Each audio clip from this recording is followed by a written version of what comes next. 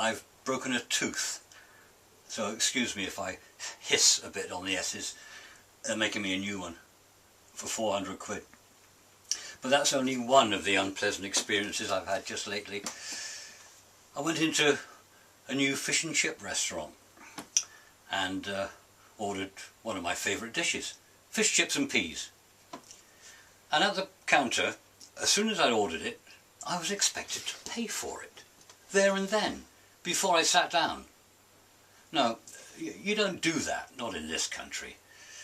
A British gentleman goes into a restaurant, he has his meal, settles the bill and goes home. Well anyway, when the fish and chips finally arrived, and they can take their time because they've got your money already, it wasn't fish, chips and peas, it was fish, chips and some wodge of some kind of green pappy stuff they slapped on the side of the plate, which they called peas. No, peas are little round things, lots of them. If they've gone mushy, there's something wrong with them. I didn't order fish chips and a spoonful of green slime from the village duck pond. And you can't send it back, you've paid for it. Now any place that wants my money for a meal before I get it won't see me in there again. And then in the same week, my eldest boy called round. He said he'd take us for a run around the town where he lives. And he said he would treat me to a burger. Burger? Well, right away the alarm bells started ringing. And what came to mind was a Latin expression, Timeo Daneos et dona ferentes, which roughly translated means beware of Greeks bearing gifts. Well, we got to this burger joint, well, it could have been McAlpine, because the stuff tasted like the diesel fuel they use in their machines. The bread was rubberized, you couldn't eat it. God knows what the meat was, but I did notice there weren't many cats in the area. And the whole thing was soaked in tomato ketchup, which oozed out of every part of it. I'd have given it to the nearest dog, but I was afraid the RSPCA might pick me up for being cruel to animals. Well, no wonder there are so many fat kids around.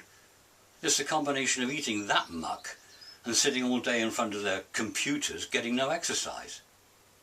And there was a fat family there. You know, one of those families. He doesn't work. They're on so many benefits he doesn't need to.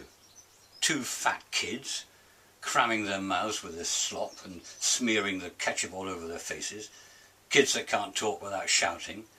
And an even fatter mother. There she stood, with bright red hair, so fat she was practically a freak. She'd have made a good burglar. Her arse would have rubbed her footprints out. Then he said, "We'll go and have a KFC.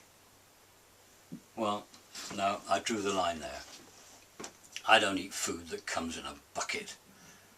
I leave that to the fellow who sleeps in his vest, with tattoos and a 3-day stubble on his chin.